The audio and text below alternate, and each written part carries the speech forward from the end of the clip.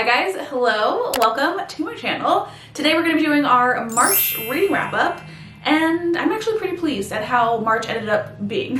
For some reason, all of March, I felt like I wasn't really reading much, but we ended up reading 10 books total. And with that being said, let's go over some stats before we actually get into, you know, the books specifically that we read. And obviously our first stat is that I did read 10 books in the month of March, which was pretty good. Not as good as January and February, but very close. I think I mentioned this last month, but basically my average for the past 2 years has been like 7 to 9 books per month. So the fact that every single month so far this year I've done more than that is crazy to me, and I don't understand why. Like, nothing has changed. I'm just reading more, I guess. I don't know. But I'm very happy about it, especially because like last year's like overall reading goal, I barely squeaked in there. I even like said in the beginning of this year that I wasn't gonna make an overall reading goal because I was like so put off from 2024, where I was perpetually, literally from the jump, perpetually behind all year long. I even ended up having to lower my reading goal to like be able to hit it. But this year so far, we're freaking crushing it. And I did actually end up making a reading goal for this year. I put it as 100 just purely so that I could like have some sort of way to track it. But I'm not really like sticking with that super well. Like, it's not something that I'm focused on. I'm more so focused on reading my physical TBR. That being said, maybe it's the pressure of not having that number goal to begin with.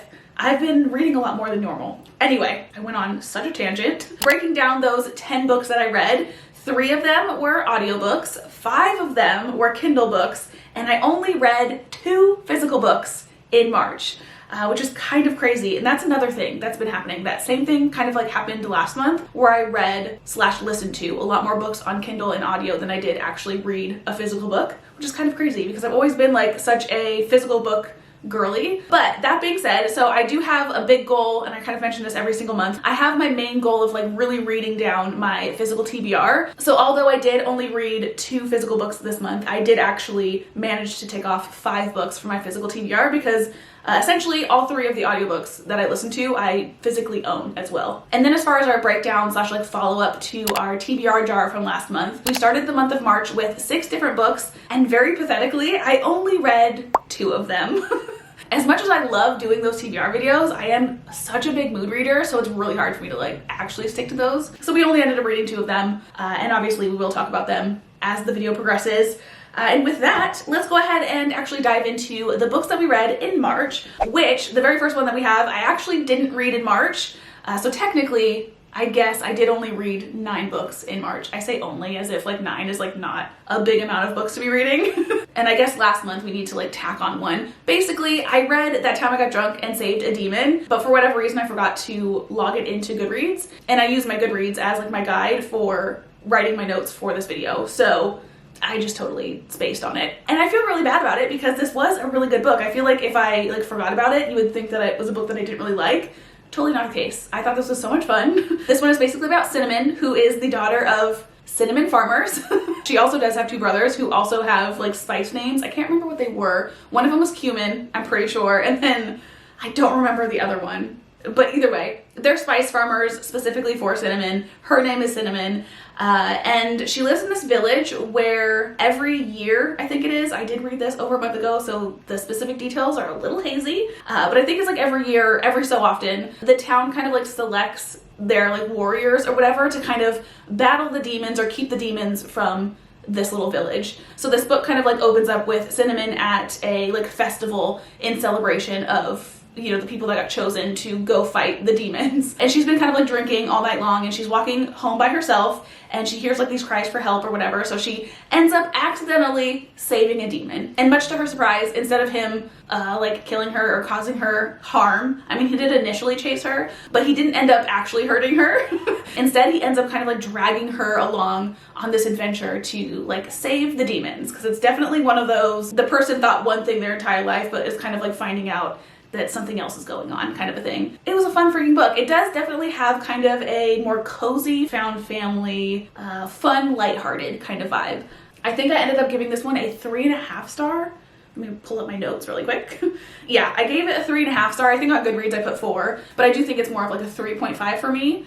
Definitely would recommend. It was a lot of fun, and I definitely will be reading the next 2 books in the series because there are other ones. The next one is That Time I Got Drunk and Yeeted a Love Potion at a Werewolf or something like that. The titles of these books are so freaking fun. The next book that I read, aka the actual first book that I read in March, was a Kindle book, and that was Slinger. I feel like this one is one of the books that has been like super hyped on TikTok. I don't really personally watch a whole lot of book content on TikTok. I just watch a bunch of like cats doing stupid things mostly. But I was introduced to Slinger by another YouTuber who found it on Book Talk. So I do think it's one of those ones that's like blown up on Book Talk, and it's definitely for good reason.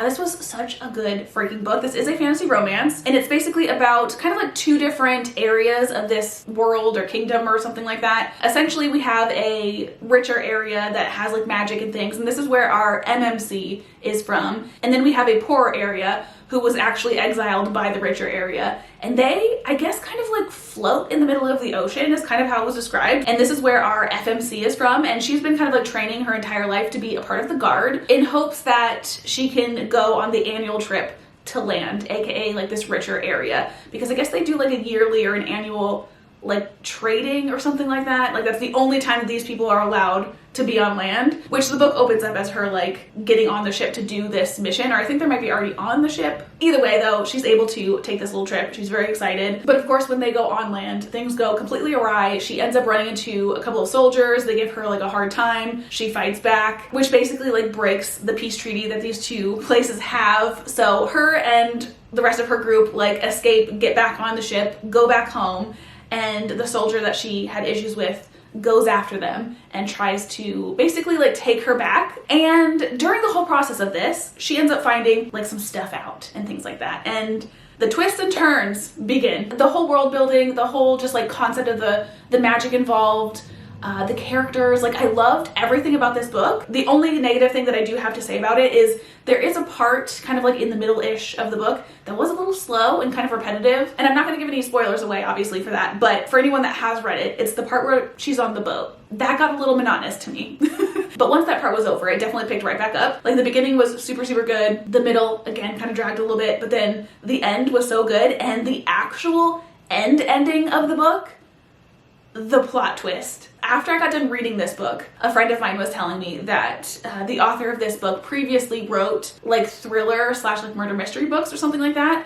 And the way my mouth dropped when I read the ending of this book, it definitely gave thriller vibe plot twist. And I so highly recommend this book. And with that ending, I cannot wait for the next book. I need to see the aftermath of like what just happened, you know? So highly recommend. I did end up giving it a 4.5 star. And then as far as a spice rating, I'm not going to be giving, I know this is kind of annoying, but I'm not going to be giving spice ratings for any of the books for this video, just purely for the fact that I did a horrible job writing myself notes, aka I didn't really write any until today. So I don't really remember. I think because I read so many books with spice in it, it like doesn't even register anymore unless I read like a specifically smut type book, you know what I mean? Where that is the point.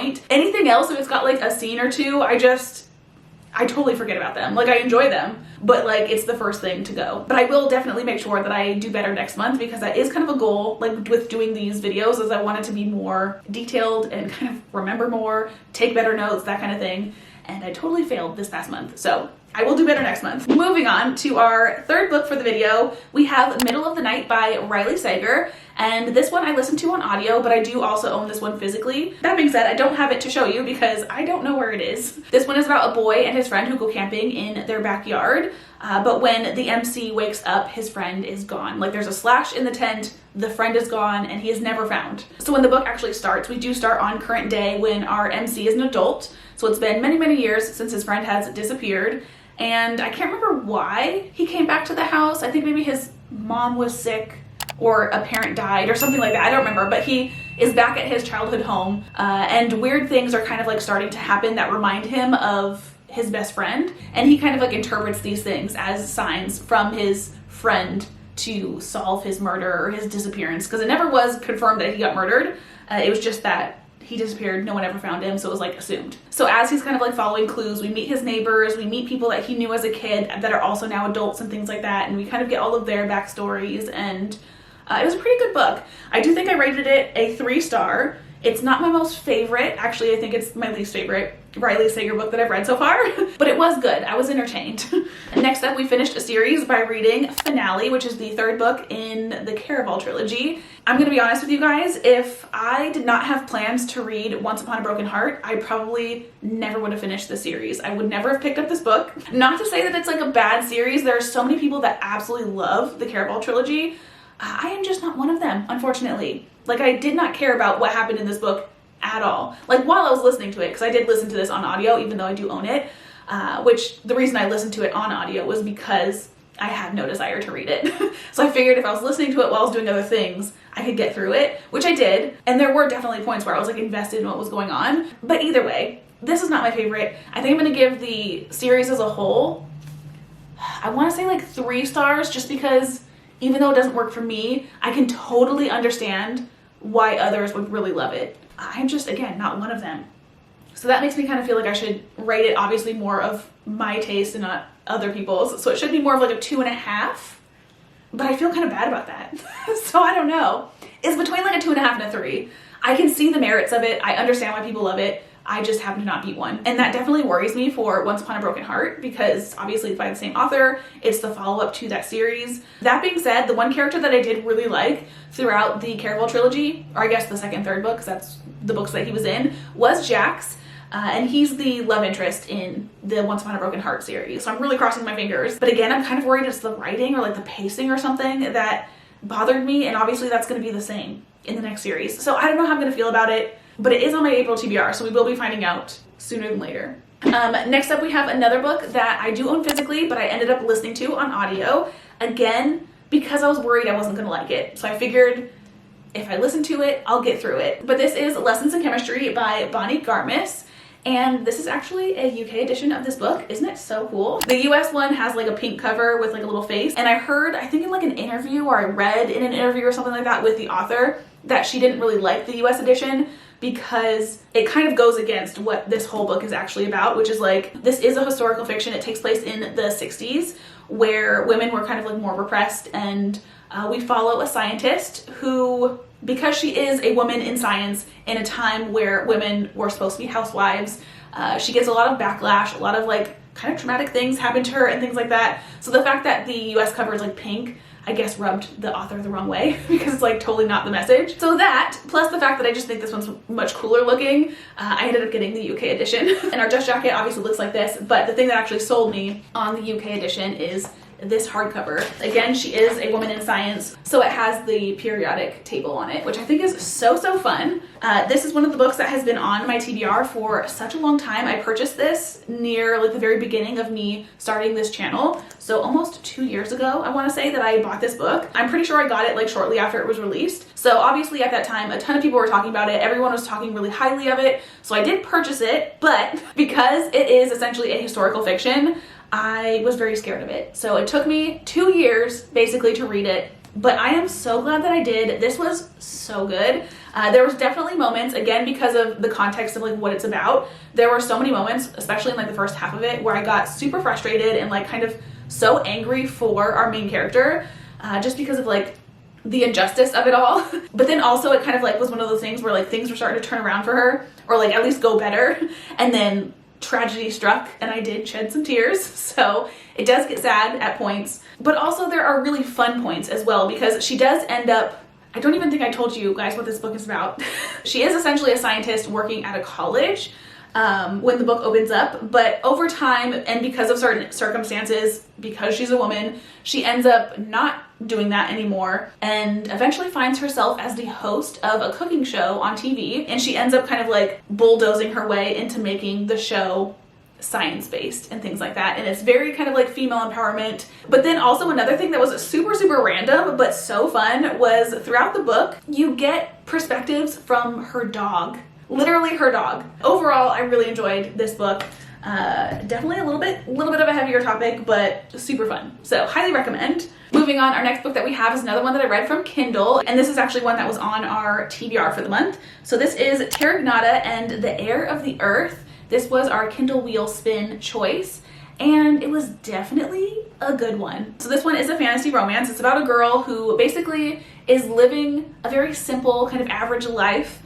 in a little village, and her village every so often does a matchmaking ceremony. So the book kind of like opens up with her kind of going or attending this matchmaking ceremony, not really wanting to be matched, but like having to, because that's just what the people in this village do. But during the matchmaking ceremony, she ends up getting kind of like kidnapped, if you will. Basically, some guy comes in and he offers up like an extreme amount of money for her, and typically the woman is allowed to be like, no, I don't want to marry this person, but because the amount of money was like so much, they're like, off you go.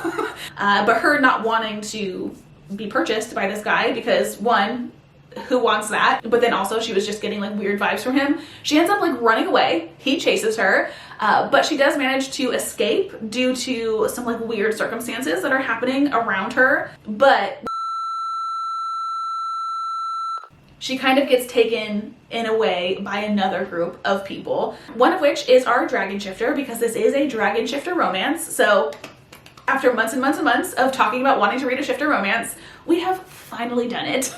That being said, I do feel like this could have had more of the dragon shifter involved in it, but I do feel like the way that it left off, because this is the first book in a series, I think we're gonna get more of him in the second book, which I'm so excited for. But as for this one, it wasn't like my most favorite. It was very kind of like slow burny, but at the same time too quick. Like, this didn't have any spice in it that I remember. Again, take this with a grain of salt, but I'm pretty sure all of the like spice scenes did more of like a fade to black kind of situation. I don't think we actually really got any actual spice scenes. And that was one of the things that, again, I didn't really love about the book. Not that we didn't get spice, but the fact that the circumstances that did cause them to kind of like get spicier had nothing to do with like romance, which is a very bizarre thing to say. It makes sense when you're reading the book, but it was very much like eye-rolly, kind of cringy kind of things, and it wasn't like, I don't know, it wasn't my favorite. But aside from that, I am still rooting for this couple. That being said, there is a little bit of an element of a love triangle involved, which is typically not my favorite. I've kind of started coming around to them a little bit more, but in this case, I don't love it, because I like to have a clear person that I would prefer our FMC to choose. In this one, it definitely got muddied. Again, we'll just have to like see how that plays out in the next book. All in all, I really enjoyed the book, and I think I would give it like a 4.5. Like, I really liked it. I think we are going to stick to a 4, because I feel like if the romance was a little bit better, it would have been more of a 4.5 or even 5, but like the romance was the part that was a little lacking for me. But again, holding out hope for the next one. And I'm just now realizing we didn't have any 5-star reads until literally like the last week of March, because I started reading The Boys of Tommen. The way that this series has gripped me, has consumed my entire life. I'm actually doing a reading vlog where I read this book, and I said it in that video, but I'm gonna say it again. I literally am so consumed by this series that I had a dream about some of the characters in this book. I have put this off for so long because it was so hyped up, and I just assumed like there's no way I'm gonna like it as much as everyone else does, because it is a sports romance. I am not a sports lover whatsoever, but what I am finding is I do love a sports romance. One of my favorite tropes of all tropes is like a found family type of vibe, and when you have a team, it usually gives like a found family type of vibe. So I absolutely love it. All of that being said, this is marketed as a sports romance, and it is, but definitely check trigger warnings and things like that before you get into this, because another reason why I was kind of like slower to read it after I did finally like cave and buy it, I started hearing reviews of people saying how sad it was and how heavy it was and that kind of thing. So that really scared me off, because I'm typically not someone that likes to read sad books, but now I am definitely in my sad girl book era, and the tears that I shed, not reading this one specifically, but the second book, I cried throughout that entire thing, because I did not just read this first book, Binding 13. I read the first 4 books in the series, and I totally would have continued on to the 5th one, because there's 5 currently out, and I do want to give you like a brief little overview of each book. I'm not going to go super in detail about this one specifically, because again, I am reading it in a reading vlog, which I am still in the middle of. Circling back to what I was just saying, actually, I wanted to continue on to the 5th book, but because I'm doing the reading vlog, I needed to just continue on with that, which was not a Boys of Tommen reading video. It's a TBR takedown. So I'm trying to read books on my TBR. So all that being said, if you want more details on this book specifically, check out or look out for that video. It's not going to be up by the time this one goes up. I'm still filming it. But this one, super good. This is Binding 13. This one is about Johnny and Shannon. Johnny is a like hotshot rugby player, and Shannon is a new girl at their school. And the reason she's being transferred to this school is because at her other schools, and basically like throughout her entire life, she's been like severely bullied at school. But then you also find out that she has a really hard home life as well. Anything to do with like family issues always gets me right in the feels. And then as far as the third and fourth book go, that one is about Joey, who is Shannon's brother, and Aoife, who is his girlfriend. It's basically all one big series, but the books are kind of like clumped into different stories. So the first two books are Johnny and Shannon. The second two books are Joey and Aoife. The fifth book is Gibbsy and Claire, who I absolutely loved. Like Gibbsy specifically, he's very much like a cinnamon roll class clown type, and those are always the people that I'm in real life more attracted to. So I cannot wait to read their story. Unfortunately, I have to wait again a little bit longer. And then I think starting with their story, there's only gonna be one book per couple. So anyway, I don't remember why I said that, but basically we have Johnny and Shannon's story, and while we get their story, we also obviously get all of our side characters, kind of like startups of their stories, like a little bit of background on them. Gibbsy again being like one of my favorites, but we do get to know other people. Like Shannon has a couple of friends that we get to know, and then there's a few other players on Johnny's like rugby team that we get to know as well. That being said, when we get into Saving Six and Redeeming Six, which again is Joey and Aoife's story, a good chunk of Saving Six is us getting a backstory on Joey and Aoife's relationship, like the building of their friendship and things like that, because during the 13 books, they're already together. So during Saving Six, we start from when they first meet at 12, and we kind of like go through the years of them like becoming better and better friends and then finally starting to date. I will say that dragged on a little bit longer than I would have loved. And Joey definitely has a very troubled past. It didn't hit me in the feels as much as like Shannon's did. Even though they're like siblings, they're obviously still dealing with the same things.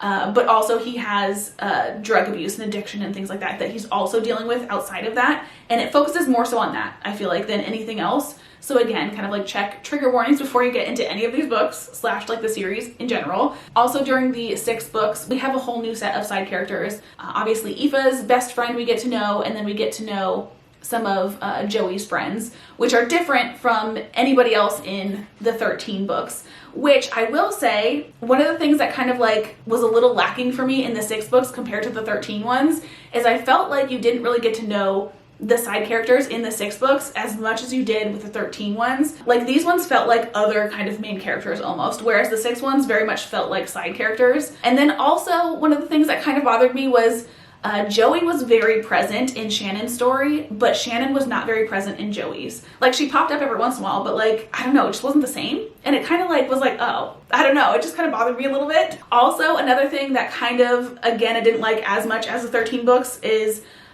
because the books are kind of taking place at the same time, like again, the beginning of Saving Six, you're kind of getting the backstory on Aoife and Joey's relationship. But once they actually finally start dating, the timeline for when this one starts kind of like ends up matching up.